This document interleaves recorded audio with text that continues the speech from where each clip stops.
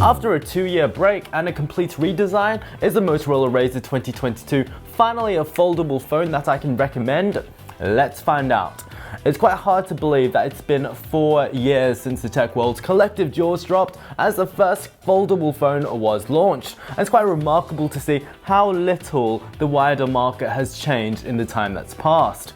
For while there have been many advances during that time, mostly regarding Hinge designs, put simply, there's just not been enough progress for me to fully recommend them to the general populace.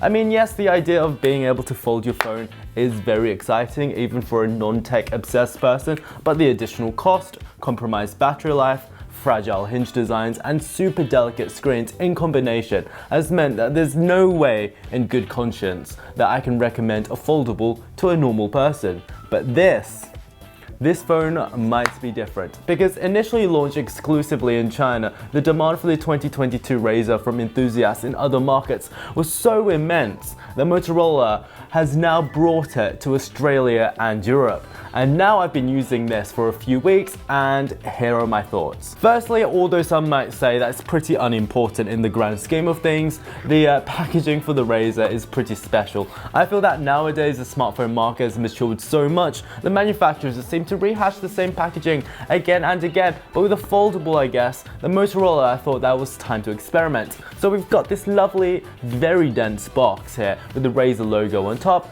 and it flips out to reveal that I've already stolen the phone from it. And unlike with most other recent smartphones, there's more than just the bare minimum inside, as there's also a snap-on case, fast charger, and USB-C cable all included inside. And being a little bit of a niche product, I really do appreciate the addition of a case, as it's actually pretty nice to use. Let's try putting it on. So this bit just goes on top like so, and the bottom bit just snaps on as well. And now both the front and rear of the phone are protected. Okay, so the box and accessories are nice, but how is the actual phone? Well, as you can see, the design has changed a fair bit since the previous Razr 5G model. Gone is the large chin that, while looked nostalgic, did compromise the experience a little bit. On the front, we have a 60Hz 2.7-inch screen that's the largest and most usable on any flip-style phone you can buy right now by a long way. And underneath that, we have an off-center 50-megapixel main sensor and also a 13-megapixel ultra-wide camera, which is definitely an upgrade from the previous version. And on the back, we have, I've confirmed this as well, it's a frosted glass finish, which feels really nice, and there's a little subtle logo over here as well. And then on the right side, we have the 2 volume buttons and a power button and fingerprint sensor combination that works relatively well. On the bottom, we also have a speaker grill and also a USB-C port.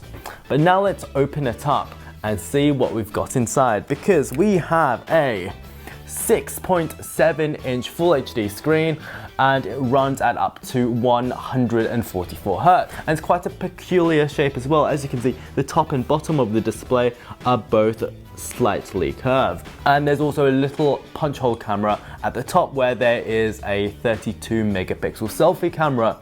And while it's fairly unobtrusive being a foldable phone, you're probably going to be using the main camera anyway, which is far better.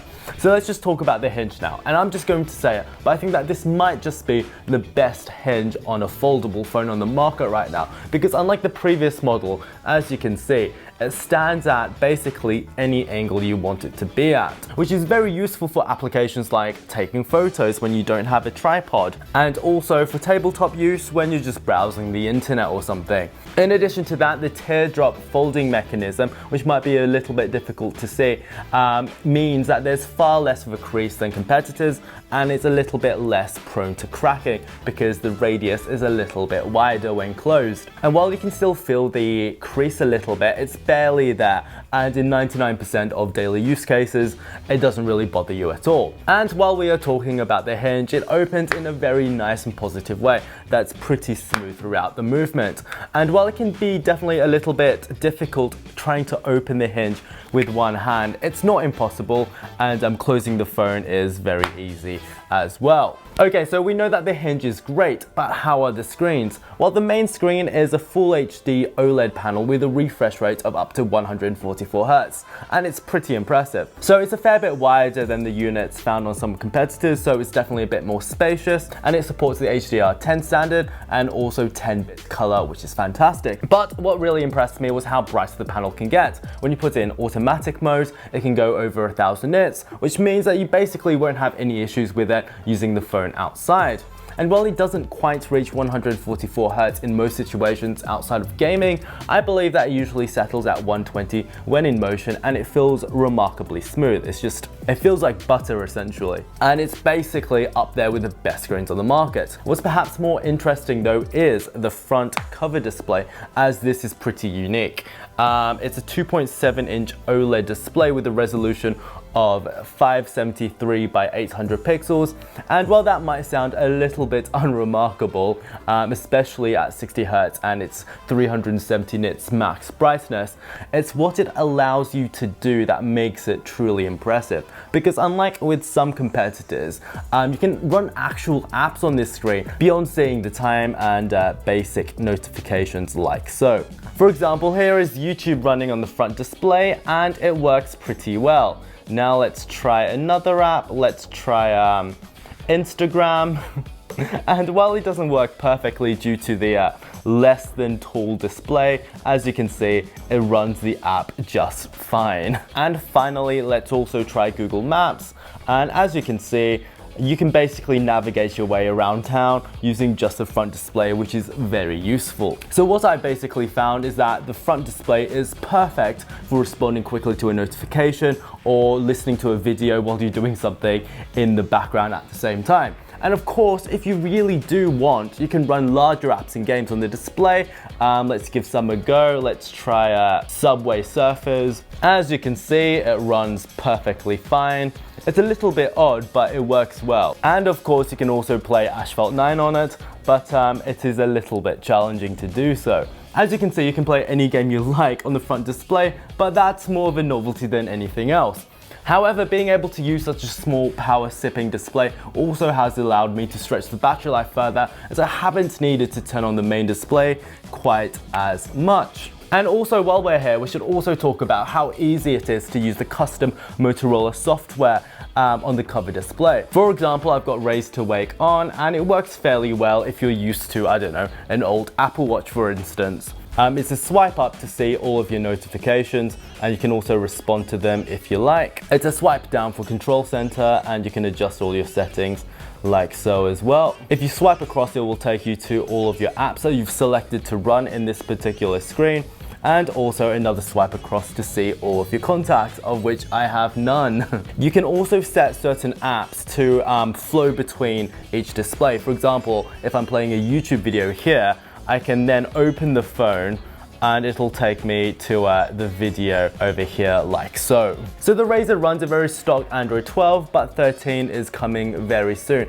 And as we can expect, it's got all of the Motorola improvements, including all of your favorite gestures, including double twist to turn on the camera like so, very useful, and also a chopping action to turn on the torch. For the foldable display, I found that it's quite natural to use the split screen mode, which works pretty well at dividing the screen into two. And when you've got the phone open halfway, apps like YouTube and also the camera adjust to the flip mode. And when you're taking photos of other people, the cover display can also either show a smiley face like so, or you can turn it off or have the viewfinder, which is very cool. Now, cameras have been a weak spot for foldables for a long time because, put simply, there's not a lot of space to work with.